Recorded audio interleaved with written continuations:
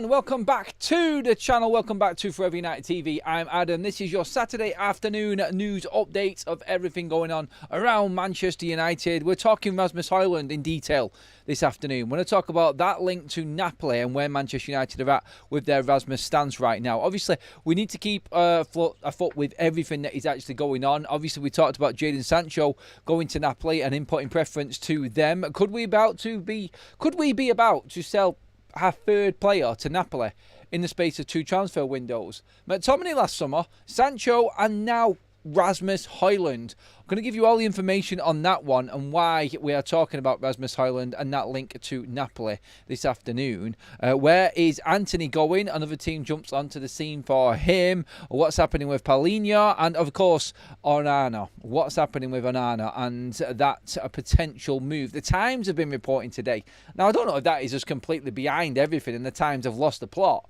But they're linking Rasmus back to Monaco again.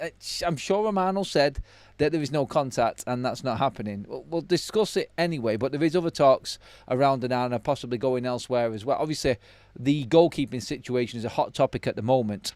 And again, I've seen another report about Diogo Costa from Porto for Manchester United. Are United actually going to spend big on a goalkeeper? Remember when we said this morning, surely not. We're not going to spend that much on a keeper. Why do these reports keep on coming for top goalkeepers for Manchester United? That I don't think is a concern, but if you're hoping to get hold of a good striker, it might be a concern because obviously we need to spend our money wisely. And I really wouldn't spend too much, like I said this morning, on a goalkeeper when we need to spend that money on a striker. I'm not looking to go over the top. And my claim for Martinez was what it was, like at the right price, yes. But anything above, look, let's not get stupid with things. Anyway, we'll start with up front first of all, and it is in the out column department as well. Jadon Sancho we spoke about this morning, obviously now giving preference to Napoli instead of Juventus. Juventus are big and keen on Jadon Sancho, have contacted Manchester United, but Jadon Sancho has already discussed personal terms and has agreed terms, apparently according to Damasio, for a move to Napoli, and he's putting them first. So it's up to Napoli to make a deal with Manchester United.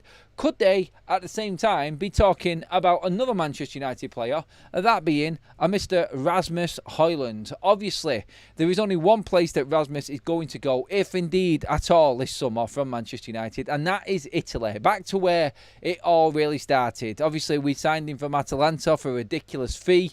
He did have some credit over in Italy, and it does look like there are several Italian clubs interested in him. So, the backstory of Rasmus Hojlund and where we're actually at right now is that Inter Milan are in constant contact, according to Romano, for Rasmus Hojlund. They are keen to make a loan with obligation to buy next summer. So don't want to spend this summer, want to give Manchester United the guaranteed fee that they want next summer, and are open to giving substantial money, around the €45 million mark, which I think would see Manchester United over the line next season to cover financial fair play, PSR. That's where we're at with Inter Milan, and we've spoken about that a lot. But Napoli have now jumped onto the scene, and Antonio Conte wants both Jadon Sancho and Rasmus Hojlund. And when you look into the reports, when you actually look at what's been said on Rasmus Hojlund, this has come again from different media outlets, predominantly in Italy again, Della Sport, Mondo Della Sport in particular. Napoli has already had contact with Rasmus Hojlund's entourage and received positive responses. The valuation of €45 million isn't a problem due to their financial capacity to complete a permanent transfer deal, while Inter are still pushing for the loan. So going off the back of what we just said there, Inter Milan looking to loan Rasmus Hojlund. Napoli feel like they can jump ahead because they can offer Manchester United what they want this summer. Now, as far as my calculations are concerned and what I've looked into here, €45 million still might not even cut it for Manchester United. What you're talking there, you're talking just around the 40 million mark, aren't you? In pounds for Manchester United for Rasmus Hojlund. It probably is actually enough, to be honest, and I think might actually clinch the deal for Manchester United. But when you look at what is on offer for Manchester United up front right now, are we worried that we're just going to leave ourselves with nobody? Because there is absolutely no signs right now. And I know we've got plenty of time left in the window, but do United need to be careful selling Rasmus? Trust me on this. I'm not pushing the Rasmus Hojlund needs to stay because we need a striker for next season. I'm just saying we need at least a body in there. We need somebody up front, because there's also various news coming out and news reports coming out regarding Chido Obe on a potential loan away from Manchester United, with many suitors coming in for him. That's some latest news that has dropped today. I honestly don't see United loaning out Chido. I'd love to loan him out and get him some real game time. I just don't see it happening right now. It's just because the desperation that Manchester United are in, the desperate situation we're in right now, is we don't have anybody. He is literally the only number 9 striker if Rasmus Hojlund goes from Manchester United. So what does that do to our transfer window? Don't get me wrong, right? If Rasmus Hojlund is sold and we break even, that is absolutely glorious for Manchester United. It's quids in, away we go. All of them wages, all of them instalments, and that transfer fee well and truly gone for Rasmus Hojlund. That's it. Put to bed. Just like that. That's Manchester United's PSR cleared. That would be miraculous for Manchester United to pull that one off. It really would. And again, I don't want to jinx it. I don't want to play this down. But honestly, I'm going to say what you're all thinking. Like, why are these clubs actually in for this player? What are we missing here? What are we missing here with Rasmus Hojlund? Because I just don't see it. I don't see why the Italian champions, with Champions League football, with already having Romelu Lukaku in their ranks, would want to spend 40 million quid on Rasmus Hojlund. Go for it. I got no problem at all with you doing it. I just don't understand it. But Rasmus Hojlund to Napoli seems to be doing a little bit more of the rounds and is gathering a little bit more traction. But the main reason for it being, and the reason why we're not talking about Inter Milan like Romano has said, is because apparently, according to this report in Italy, Napoli are in a financial position to make the deal permanent. 45 million euros for Rasmus Hojlund. You've got to be snatching hands at that point. That on top of wanting to pay 21 million quid for Jadon Sancho. Well, no, that's Juventus's obvious offer. See, remember when I said this morning, that's where it starts to get a little bit worrying for Manchester United, that Sancho's going to be loaned and Rasmus Hojlund is going to be bought. Would Napoli want to buy both Sancho and Rasmus Hojlund? I think they probably want to try and loan one in Sancho and maybe buy Rasmus Hojlund. That is the investment more than Jadon Sancho is. I do believe that they feel they can get Jadon Sancho. And I said, and I mentioned this yesterday, where it's all right saying that Jadon Sancho has agreed terms and he's happy to move to Napoli. You've got to look at why he's happy to move to Napoli and what them terms are actually consistent of. Them terms could easily be, I will go to you on loan if you can agree a deal with Manchester United, and then I will sign the deal next season at the start of the 2026-27 season on this contract with this sign-on fee. They could be the personal terms that Damasio is reporting for Jadon Sancho. We don't know if it's even going to be a permanent deal this summer, and that's what the worrying thing is in this. If he's going for both players, then surely there's only so far that the finances of Napoli will carry this. And I don't know is the honest answer when it comes to the Jadon Sancho side of things. I actually don't know what I would want more. Would you want permanent money for Jadon Sancho, or do you want permanent money for Rasmus Hojlund? Look, if it's a loan for Jadon Sancho, look, I think we have to accept that is a distinct possibility. We have got a chance of actually salvaging the transfer of Rasmus Hojlund by selling him for 45 million euros. If both players are gone and we break even on both players, I really don't care. They're both out of the club. I'm not expecting to make absolute Brewsters on either one of these players. We've bought them in for big money and they have both failed Manchester United. So, if anything, if we can just get them off the books, the wages are gone. That's near what? Probably near 400 grand a week in wages gone. And instalments on over 150 million quid in absolute epic failures of transfers for Manchester United back into the bank and in the coffers for PSR to go out and buy maybe 2 more players for Manchester United. That's how significant these movements are when it comes to both Rasmus Hojlund and Jadon Sancho right now. And if Antonio Conte wants both players, I think United just need to stop looking at selling any other players right now and concentrate on this deal, because this could open up a different world in the transfers, in this transfer window, for Manchester United. I think it changes quite a lot, to be honest, if we do manage to sell both of these players. Look, I'm not even worried about Rasmus Hojlund right now. I just want another striker in, and I think we can get that striker with selling the likes of Rashford, Sancho, Antony and Garnacho. Rasmus Hojlund isn't the top of the agenda right now. He just doesn't belong as Man United's first choice striker. Maybe he belongs in the reserves or on the bench or something like that for Manchester United, but not number one. And if we manage to sell Rasmus Hojlund this summer and break even, then, like I just said, I think that's absolutely miraculous business for Manchester United. I can't see it happening. I really can't. But let's see. Let them work. Let them work on it. If you've got Juventus and Napoli and Inter Milan after two of Manchester United's problems, then let's try and make something happen. I think that's important for Manchester United to get players like this off the books to make room, because they're both carrying massive, massive debts for Manchester United, these two players, whether it be the wages or with the transfer fees. Both of these put together saves Manchester United probably, I reckon we could afford to buy two £100 million players on 200 grand a week if we sold Rasmus Hojlund and Jadon Sancho, if you're working out the PSR terms and conditions on that anyway. That's how close that is and how important it is to get these players off the book. I've said this before. And when talking about this, David Ornstein said the same thing. Removing players off the books, even on loan for Manchester United, is still going to open up space for Manchester United this transfer window and give them the opportunity to go out and buy another player. It's not just sales. We want sales because it's done, it's dusted, and we can move forward quickly. But loans still give us that freedom to go for players. And that, I think, is important for Manchester United. I'm going to come into the comment section on that first, actually, before we move on. But we have got quite a bit to talk about, actually, on this evening's show today, everybody. By the way, everyone, it's slightly a little bit earlier. I'm out for a meal again tonight. It's the second Father's Day. My dad last weekend, Kaz's this weekend. We can't fit them both in the same one, so we're out again tonight. Sorry, yes, I will enjoy it. And it is 2 weeks in a row, but we're allowed to have a bit of fun. We deserve it. We deserve it. Dealing with Manchester United headlines is always thirsty and hungry work, isn't it?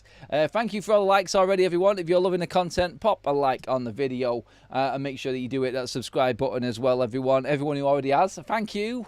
Cheers, everyone. Absolutely love that. Let's get into some of the comments on this. Want to get your thoughts regarding Rasmus and Jadon Sancho. Double deal possible. Tony in it, thank you and welcome. Love the name. Welcome to the Members Club, my friends. Raws with a super chat. We have to be very strict on the terms if we loan out Chido. For me, he is our FA Cup and Carabao Cup striker. He needs to be guaranteed playing time in a quality environment if he gets loaned. Yep. Goes without saying, Raws, on that one with Chido. I don't think United will loan him out. I don't think the plan is. I've not heard anything from United regarding this. No one's talked about it.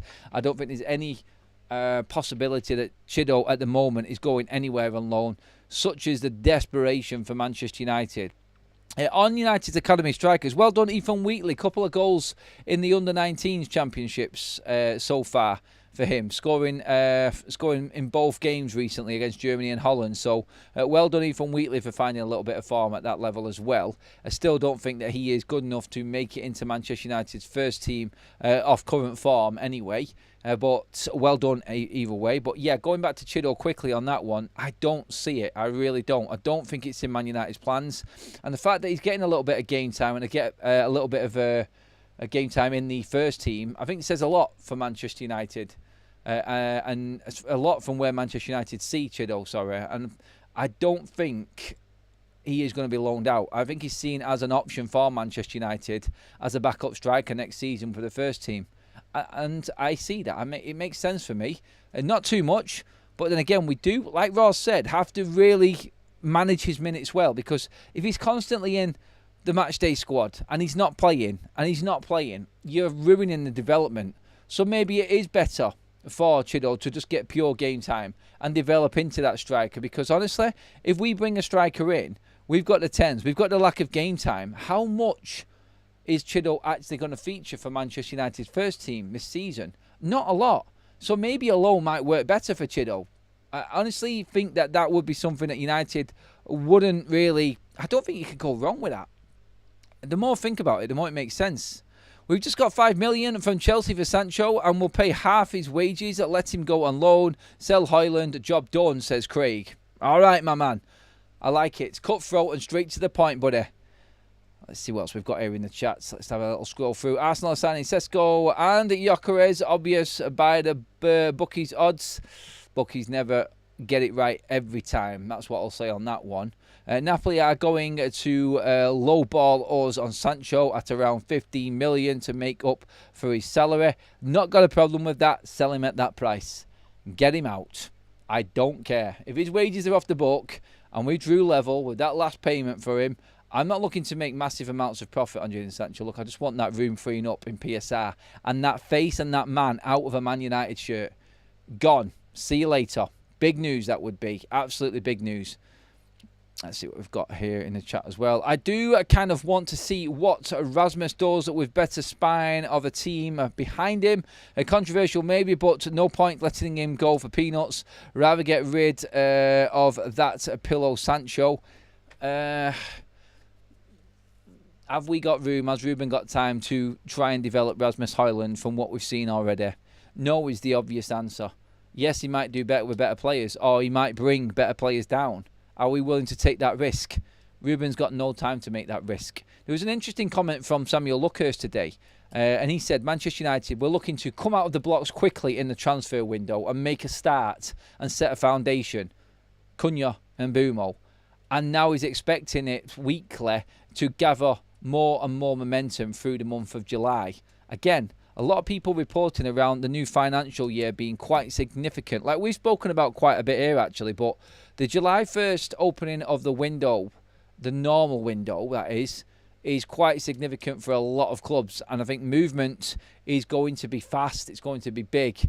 And everybody using what they have done at the opportunity that they've got for this June part of the transfer window are then moving on to their next financial year in July 1st. And I think Samuel Luckhurst went on to that one there, saying that expect Manchester United now to be very, very busy through the month of July and things will start to hot up.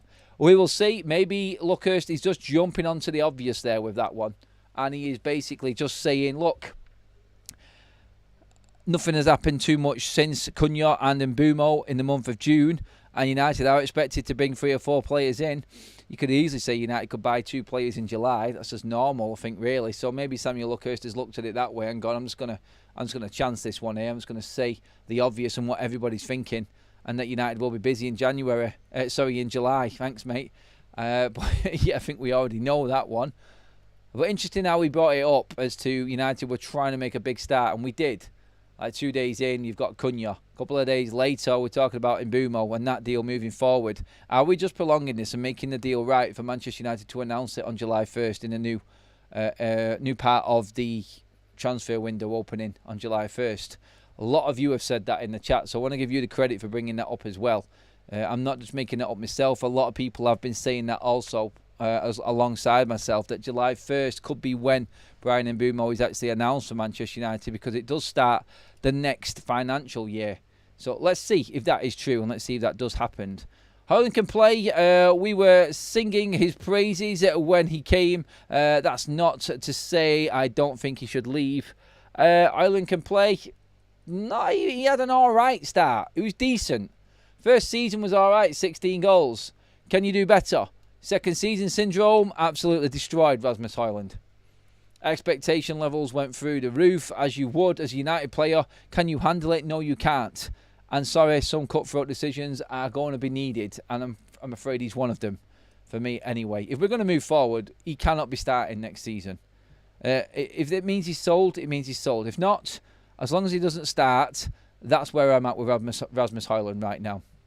He's not on my major priority. We just need to bring someone else in to replace him, even if he's still in the squad. Do you know what I mean? Like, him coming on off the bench is a lot better than him starting, especially if we get a really good striker in. It makes total sense, doesn't it?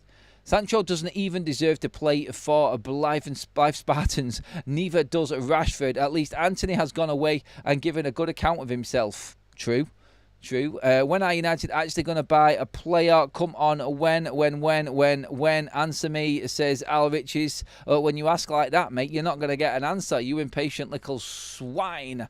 I'm joking, mate, but like, I can hear the tongue and cheek about it, but like, when I said this morning, when are Newcastle going to sign someone? When are Arsenal going to sign someone? when Nottingham Forest going to sign someone? Do you know what I mean? Like, stop looking at United as if we've done nothing. I'll say it again. We have done plenty so far this transfer window. Sancho will do United no favours, Adam. He will make sure the club don't get nothing for him. He will wait until he is in the last year of his contract, so he gets a big signing on fee, in my opinion. You might not be too far wrong with that one, Henry. I mentioned that the other day as well. I fear what this agreed terms is with Napoli. Because Napoli are not looking to help Man United out.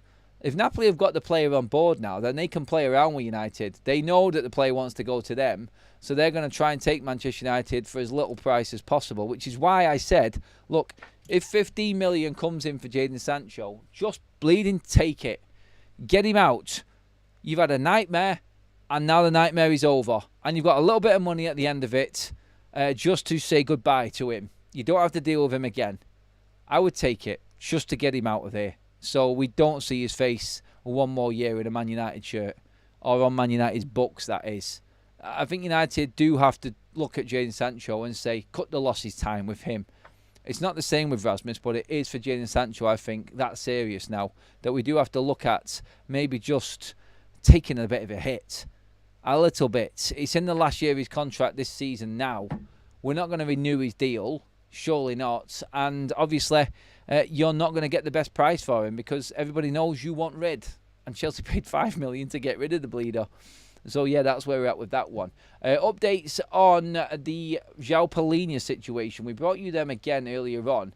But this is just another report because there has been some flying around today as well. And it's come from Christian Falk regarding João Palhinha. And what he has said, obviously German football specialist, Christian Falk has claimed that Manchester United target João Palhinha is keen to find out if Bayern Munich plan to use him this season.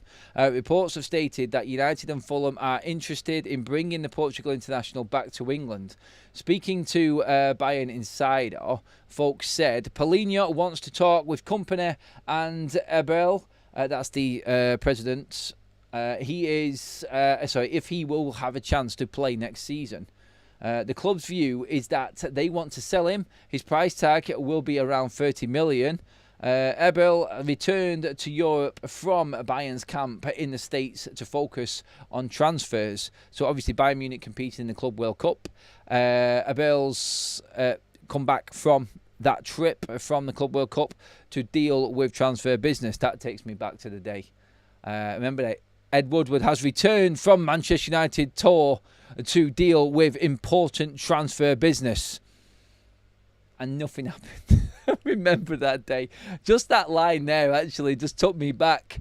Oh my God, took me back years for when that happened. Oh, I remember it today. Ed Woodward returns from Man United's tour to deal with big transfer business. Or something along them lines it was, wasn't it? And then absolutely nothing happened and we ended up buying Fellaini on deadline day. Oh my God, shivers down the spine when you look back on what Manchester United used to operate like in the transfer window. Back with Ed Woodward anyway, my days. But yes, so it does look like there is now guaranteed interest in João Palhinha. 30 million, I don't think United go in for that at 29. Is 30 million for a 29-year-old experienced midfielder? All right. You're not going to sell this player on again. He's going to sign him on a 4-year deal. He's going to take him up to 33. You're going to say goodbye to him. If his wages are cheap and it's 30 million, maybe United look at that. But I said this earlier on today. Ineos have never spent big money on anyone above the age of 26. I always use Nus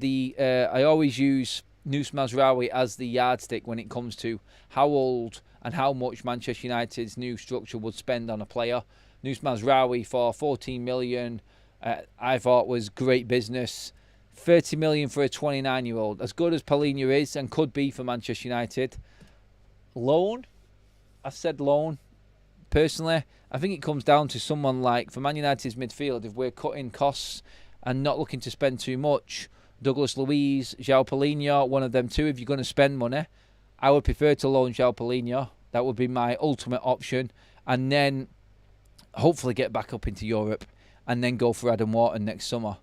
That would be my ideal situation for Manchester United in terms of the midfield anyway. But I love Palhinha. I think he's a great player. I think he's the aggressive type of player that Ruben Amorim would want in his side. And I think he's better than all of our midfielders already. And he's a cheap option for us. It goes to show where we're at in midfield, doesn't it? Yeah, we did talk about him quite a lot earlier on today, but that's just another report on João Palhinha that I wanted to bring across because Christian Folk talking about it now. So the stance on him is, right now, he is seen as a player that Bayern want to sell from the media over there. Him himself wants to get that clarified by speaking to Vincent Kompany when he returns, obviously, from the Club World Cup. I'm guessing like they're out there now, so maybe have that chat now. I don't know. Obviously, the Club World Cup players are probably going to get a bit of an extended break throughout the summer, so you wouldn't expect someone like João Palhinha to come on a Manchester United tour if we did make something happen. He would be one of them that would arrive probably early August to Manchester United after an extended break. But again, it's Manchester United proactively thinking outside of the box, I feel, and Palhinha, I think, hits the mark. Maybe United could negotiate that down a little bit. I mean, if you're talking 20 million for Palhinha, then I'm all in. I think that's a cracking little spend.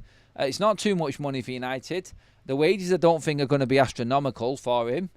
He fits into what we need right now. Another Portuguese aggressive player in the middle of the park. South American talking, like I said the other day. You've got a good spine then, haven't you? Of South American grits in the likes of Bruno and Palhinha in the middle, Licho at centre-back, then you're looking at Cunha up front as well. We've got it all over. You could add Casemiro to that and Dalot to that as well in terms of that core. And I'm not saying that's important and what's necessary right now, but I just think in the middle, to have that nastiness, determination and passing quality that Palhinha has got, I think would be gold for Manchester United in the coming season. And I, for one, am all in on the Palhinha deal. If we can get him at the right price, I'll loan him in. I think that is incredibly good business for Manchester United. But like Leo says there, would you prefer Douglas Luiz? Who is the better player for you? I mean, get into the live chat. And of course, if you are catching up later on, everybody, make sure that you do get your comments in as well. Let me know what you think to that. Would you take Palhinha or would you take Douglas Luiz in the middle? He said in an interview, Rasmus, he's got a contract with Man United and not expecting to leave. Yep, I get that, Rachel. I think every single Manchester United player or any professional football player would say the same thing. But it doesn't stop Manchester United selling him. It doesn't, does it? I love the cheap option. I was made of cheap options. Thanks, Dad. That Muppet, love that. Rashford needs to move, needs to be more realistic and compare himself to Dave, who plays at the Red Lion on a Sunday league. Ooh. Adello is horrible and should be sold. And Ramo, a few people would agree with you on that one, but he is far down the list. The biggest debate and the biggest conversation, I think, going into July, back end of July and August, because I expect business to have been done then, and I expect a couple of players to leave. And then you start to get into the realms of the real debatable players in Manchester United's squad. And by that I mean the likes of Kobe and where he's at. If he hasn't signed that deal, I do start to think that maybe Kobe's looking elsewhere. I really do think that that is a possibility for Kobe Mainoo leaving Manchester United. I think when teams now open up their bank accounts again on July 1st, I think we should start seeing a lot more action, and maybe Kobe Mainoo is in the middle of that. Like we said before, if United are bringing in another midfielder, then where the hell is Kobe Mainoo going to play? That is a question that needs answering. What's wrong with Jonathan David? Manchester United have dropped their interest in Jonathan David. I brought that news last night. Nothing is the answer to that either. I like Jonathan David. I always have done. But United, for some reason, have taken him completely out of the reckoning. He's not on Manchester United's radar anymore. If he ever was, to be honest, because when did we ever hear anything significant around Jonathan David? I still don't get that one, but that will remain a mystery because United are not going in for him. So that, I think, is where we're actually at with that right now. Connor says Rasmus and Sancho for Osimhen. Take it, and I would happily give him 300k a week. United will not pay Victor Osimhen's wages. He is another dead one. I get what you're saying there, Connor, with the Napoli link. Obviously, you could give them Rasmus and Jadon Sancho and a bit of money still just to get Victor Osimhen over the line. Maybe you could say, look, there's Sancho, there's Rasmus, give us Osimhen, Would he be the same value if United want 40 million for Rasmus, 20 million for Sancho? You're probably just scraping around about that transfer fee for Victor Osimhen. It would be lovely and it would be dreamland, but it's not going to happen. You're replacing two players with one player who is going to be earning probably the same amount as both of them players put together if United do succumb to Victor Osimhen's wage demands. And it's whether the club are willing to do that. I personally, from what we've seen and what we've read and what we've listened to, would say that that is a big fat no for Manchester United's structure right now and the management team. They just don't want to break that transfer wage structure that they've got in place.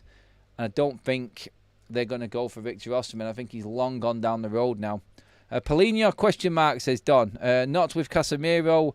We need a box-to-box midfielder. Sounds like Amrabat again. No, not really. No, Paulinho, I feel, next to Bruno Fernandes, there's a different ball game. Now you've got someone who can run that 6 role and move up the pitch and passing quality better than Agate. And Bruno Fernandes is your 10 roaming player. I think Paulinho makes sense. Casemiro cannot do it forever and a day. And let's not forget, Casemiro is definitely leaving Manchester United next season. So that's something that you have to look at as well. Adam, oh God, I lost that one. It went off my screen then. Adam, nobody is better than Rasmus, and we had nobody up top last year. He's worst striker I've seen. Nobody is better than Rasmus, and we had nobody up top last year. He's worst. He's the worst striker I've seen. God. So we're basically playing with nobody, according to Connor. I did get the feeling we were playing with 10 men when Rasmus played last season. I think I've echoed quite a few Manchester United fans, match-going fans and armchair fans around the world there with that one. It just never seemed to work.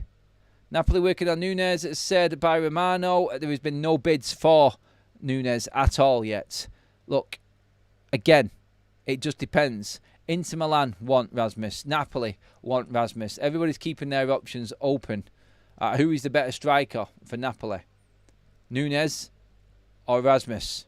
The amount of chances they make. I mean, obviously, Nunes has got a better record because he's playing in a miles better team. You could say that.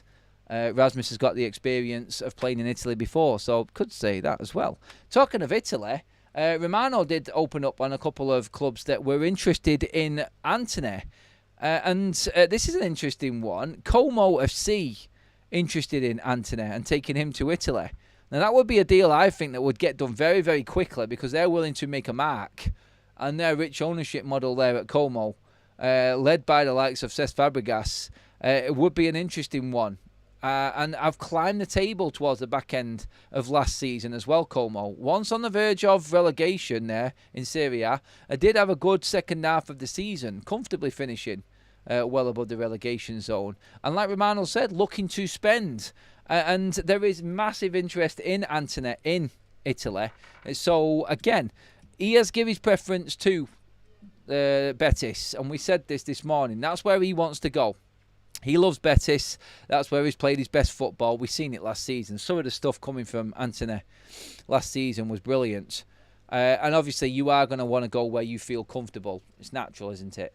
But then again, Betis just cannot afford him. Man United need approximately 33 million for this deal to happen. They've turned down the option of dual ownership and a loan with option or obligation for Antony from Betis. I don't see how they raise the money.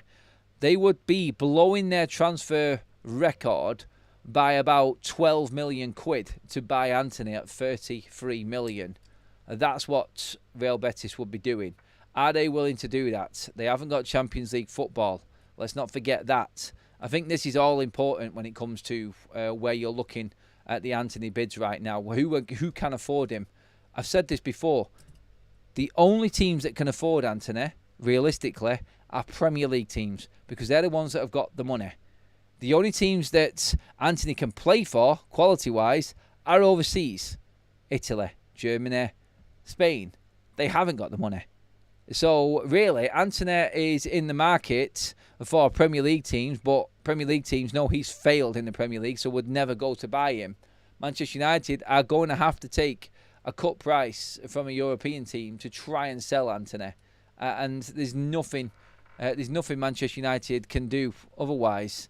There's nobody else out there for him that's got the money that Man United need. You just got to hope that someone scrapes it together in some form of package that gets this deal done and gets it over the line so Manchester United can move on again. It's very similar to the Jadon Sancho situation.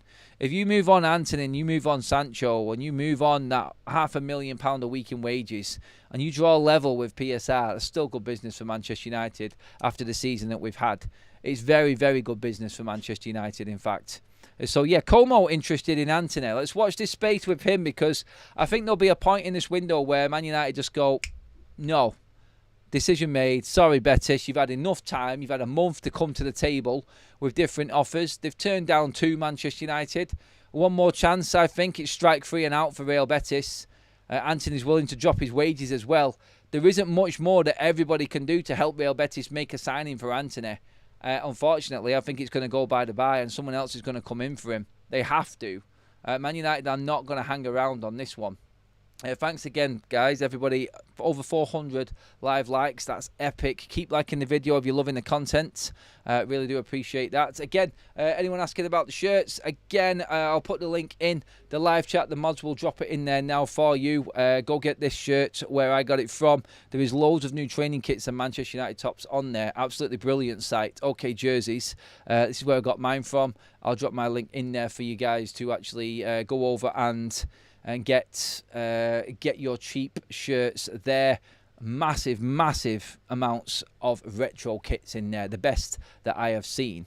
Can Como afford Antony is the question that's been put in the chat. Yes, they can. They have extremely rich owners. Not saying they're not playing with financial fair play and PSR, of course they are, but they can. And I think Romano has said they're looking to spend approximately 100 million this summer on transfers. So that, I think, is significant enough to say that Antony will go to Como if they do come in with the right price and United do give up on the likes of Betis. Don't count out Atletico as well. And don't count out anybody when, bang, July 1st hits. That's going to be a big day and everybody coming back to the table. I think everybody's praying who is in that or looking to do business in that transfer stage of the window. They're praying that everyone is still going to be available who they want, because Liverpool have really upset the apple cart when it comes to the transfer window so far. In fact, United have as well in bringing in Matheus Cunha. So this is going to be, I think, the opening of a new page when it comes to the transfers this summer when we hit July 1st. And maybe we get to find out all of the other clubs that are in for Antony, that are in for Rasmus, Sancho, Rashford. Rashford still holding out for that move to Barcelona, by the way. There are reports now going around that he wants to play number 9. He's just trying to get in on that Lewandowski role. He knows he's not going to fit anywhere else. That's Rasmus's game. That's what he's trying to make out. He can play number 9. He can play in that Barcelona number 9. I'm sorry, look, again, like get that man a reality pill. He needs to understand where he is and what his level is. It isn't the highest level competing alongside Lewandowski. That's an embarrassment for Lewandowski, in my opinion. And that sounds strong. It does. Because I think Rashford on paper will look like he's had an alright season, but will he hit the numbers that the other players at Barcelona are hitting? I don't think they will. And I think they have bigger options. You can find better number 9s than Marcus Rashford. Although, like we said before, Barcelona are keen on doing the loan for Marcus Rashford and think that they can get the loan for him. So let's see how that develops. But Marcus Rashford is number 9. Man United need a number 9 and we've already got him. I'm only joking. Never in a million years. Never in a million years would that deal ever come off. Anyway, with the news going around earlier on as well regarding Andre Onana, we spoke about this. There is interest. Now, the Times are reporting that Monaco have made a move for Andre Onana. Romano pretty much shut this down the other day, so I find it weird how this story's come out again today. Maybe they've contacted United, and maybe there is interest. Maybe this sparks Manchester United into thinking, oh, actually, we've had a few inquiries about Andre Onana. Maybe we should look for another first-team goalkeeper if there's one available there. Monaco, and this is what's from the Times, Monaco are seen to be looking to push ahead with interest in Andre Onana, with reports from the Times claiming they have approached the goalkeeper's representatives. A report states that the Ligue 1 side have asked the goalkeeper's camp to be kept updated on the situation. Onana is said to want to stay at Old Trafford and fight for his spots. Yeah, we've reported that before. And again, ESPN have come out with this one. Andre Onana is reputedly determined to remain a United player amid interest from Monaco. ESPN cites sources when claiming the goalkeeper is keen to stay and plans on returning to training next month for pre-season at Carrington. Ruben Amorim would reportedly have to tell Andre Onana he is no longer needed to change his stance on his future. And yet again, we then start to look and judge Ruben Amorim, because if he starts Andre Onana next season, everybody's going to be looking at Ruben Amorim and asking the question, you had the chance, Ruben. Why have you not gone out and changed that goalkeeper? And if he does start with Andre Onana in goal next season, then everyone is looking at Ruben Amorim. All eyes on him and all judgment on Ruben. And that, I think, is right. I think you do deserve to be judged off watching what he did this season, what he did the previous season. 2 seasons of disasters for Andre Onana, really have been.